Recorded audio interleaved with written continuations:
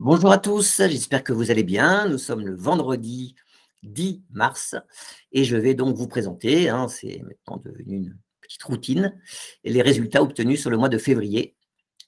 Et donc, je vais démarrer par le premier indicateur qui est le nombre de consultants chez Bizen. Il est donc de 77 pour un budget de 76. Donc, on voit qu'on est un petit peu en avance. Regardez, d'ailleurs, sur 2022, c'était à peu près exactement le même chiffre, 77. Ces 77 consultants sont répartis avec entre 30 consultants, 31 consultants pardon, internes pour un budget de 33. Donc, on est un petit peu en dessous du budget. On voit que l'année dernière, on était à 41. Donc, c'est un vrai pain point pour Bizen d'arriver à régénérer de la croissance interne, donc en recrutant des consultants. Je pense qu'on est là sur la bonne pente, mais on le vérifiera dans les mois à venir. On a 35 consultants freelance pour un budget de 36, donc quasiment au budget. Là, on voit en revanche qu'on est en avance par rapport à février de l'année dernière. 10 consultants en portage pour un budget de 7. Là, on est aussi en avance. Ce n'était pas un indicateur qu'on suivait l'année dernière. Et on voit que là, en revanche, c'est un très bon chiffre puisqu'on avait un budget de 3 consultants en intercontrat. Nous n'en avons qu'un sur le mois de février. Donc ça, c'est excellent. On voit que sur le mois de février 2022, nous avions 6 consultants en intercontrat. Donc, on est à moins 5 par rapport à l'année dernière. Donc ça, ce sont de très bons chiffres.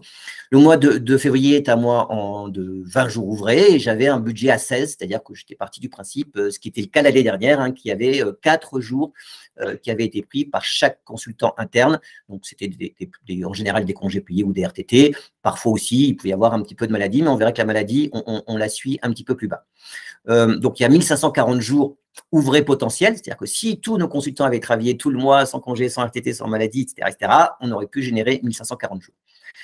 Si on analyse un petit peu maintenant en jours l'intercontrat, donc on a eu 20 jours d'intercontrat, puisqu'on n'avait qu'un consultant d'intercontrat sur le mois de janvier pour un budget de 51, donc ça c'est top. Regardez le mois de février de l'année dernière, 197 jours d'intercontrat, et donc on a 177 jours d'intercontrat en moins par rapport à l'année dernière, donc ça c'est évidemment un très très bon résultat. 22 jours de congé pour un budget 66, là aussi, comme je vous l'ai dit, très difficile. L'année dernière, c'était ce qu'on avait fait. Cette année, il y a eu moins de jours pris en février, donc il y en aura évidemment un peu plus sur les mois à venir. L'année dernière, on était à 56. 4 jours de maladie, bon, c'est pareil, c'est un indicateur qu'on suit, mais bon, sur lequel on a du mal. Mais bon, même si vous voyez que finalement, le budget était quand même assez proche de la réalité. Donc, sur les 2 premiers mois de l'année, on a 15 jours de maladie. Donc, bon, évidemment, il n'y a pas grand-chose à dire, sauf que ces 15 jours, bien sûr, c'est du chiffre d'affaires, de la marge, de la rentabilité en moins, mais encore une fois, on ne peut pas agir sur cet indicateur. Au niveau donc de l'analyse du temps passé, donc on voit qu'on a 96% de nos consultants qui ont été donc en activité en régie, puisqu'on ne fait que de la régie chez Bizen. 3,2% étaient en intercontrat, c'est notre consultant qui est en intercontrat, et l'inactivité, c'est-à-dire la maladie, en l'occurrence là principalement pour nos consultants internes, était on a très peu de jours de maladie, 4 jours de maladie, ça représente un peu moins d'1%. Voilà, donc ça c'est l'analyse du temps passé. Et donc on a un taux de staffing de 96%, ce qui est excellent. Regardez l'année dernière, à la même époque, nous étions à 87%. Ensuite, l'analyse de nos taux journaliers moyens. Donc, il est de 514 € en février pour un budget de 492, un petit peu inférieur à février 2022. Notre taux journalier, donc freelance, il est de 631 € pour un budget de 648, donc là, un petit peu en retrait. En revanche, un peu en avance par rapport à février de l'année dernière. Et notre taux journalier moyen portage est de 621 € pour un budget de 575, donc un peu en avance. Comme je l'ai déjà dit, ce n'était pas un indicateur qu'on suivait en 2022, mais encore moins en 2019.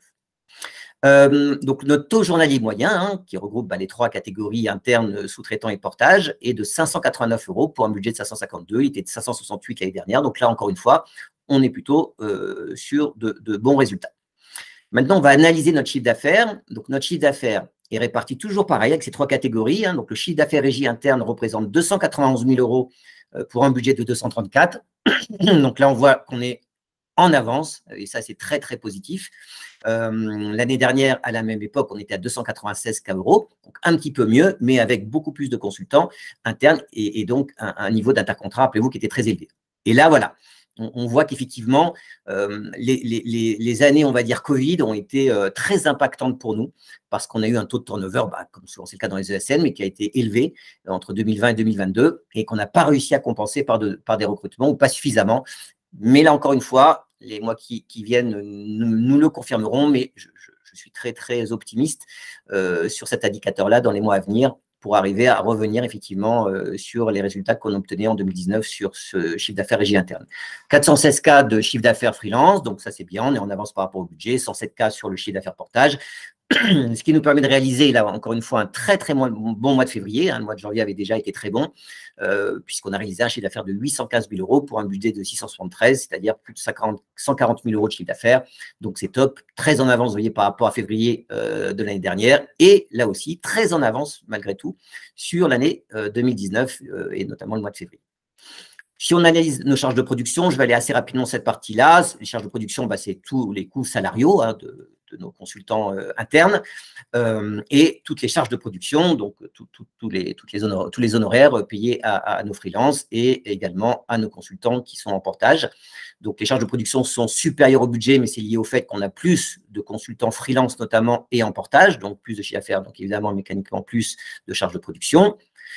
Maintenant, on va analyser la marge, qui est un indicateur très, très important, qu'on suit de très près. Donc, on a réalisé 105 K euros de marge directe interne, donc réalisé par nos consultants internes pour un budget de 37. Donc, on est à près de 70 K de marge directe supplémentaire par rapport au budget. On était à moins 9 K l'année dernière, donc c'était vraiment en début d'année catastrophique.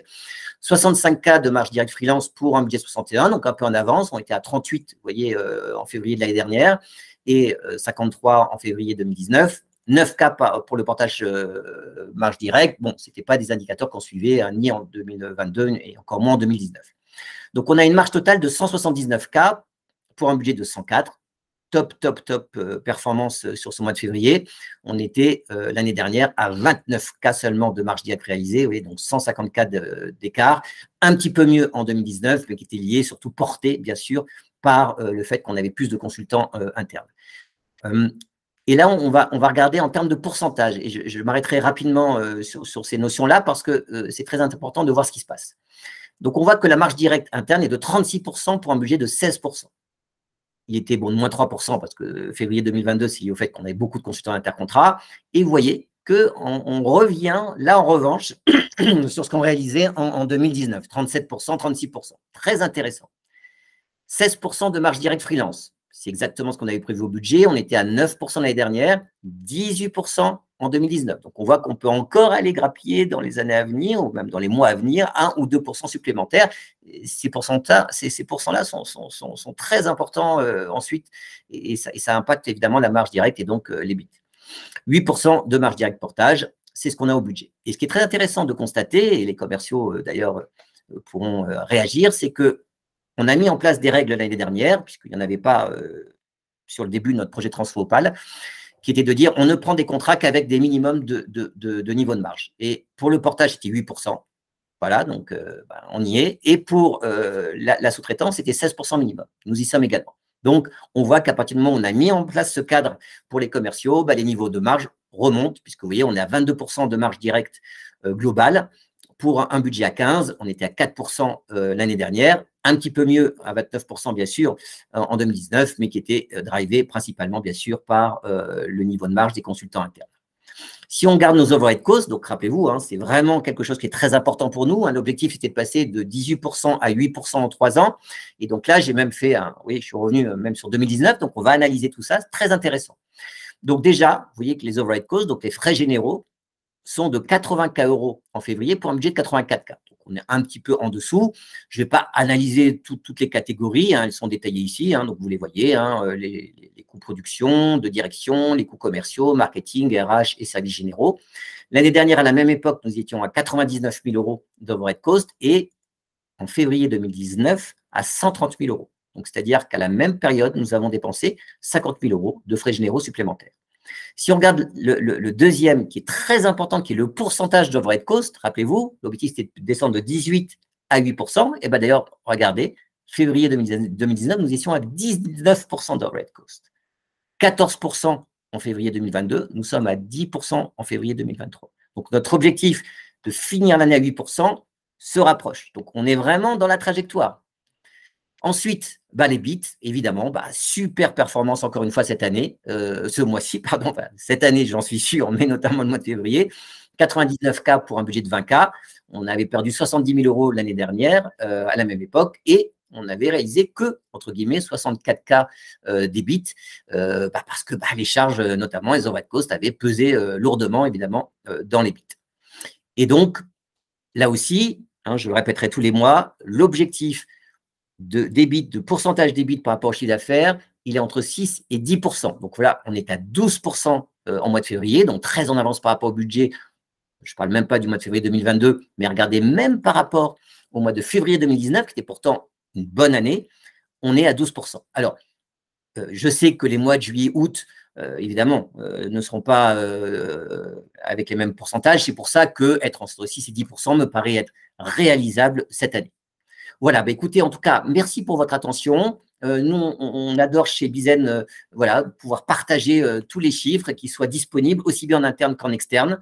Et puis, notre projet de Transfo Opal, qui a démarré en 2021, ça fait maintenant un peu plus de 2 ans, on en voit aujourd'hui les fruits, c'est-à-dire de mettre en place une organisation efficiente, de réduire nos frais généraux, de mettre le consultant au cœur du dispositif et de faire en sorte qu'il soit vraiment un coproducteur avec nous et qui contribue aussi à la performance de l'entreprise. Écoutez, en tout cas, nous, on est ravis de tout ça et on va communiquer de plus en plus maintenant qu'on a en plus des choses à dire puisqu'on a 2 ans de retour d'expérience sur le sujet. Voilà. Donc, j'arrête le partage d'écran. Comme ça, je peux me voir en entier et vous souhaiter à tous une belle fin de semaine et portez-vous bien. À bientôt. Salut.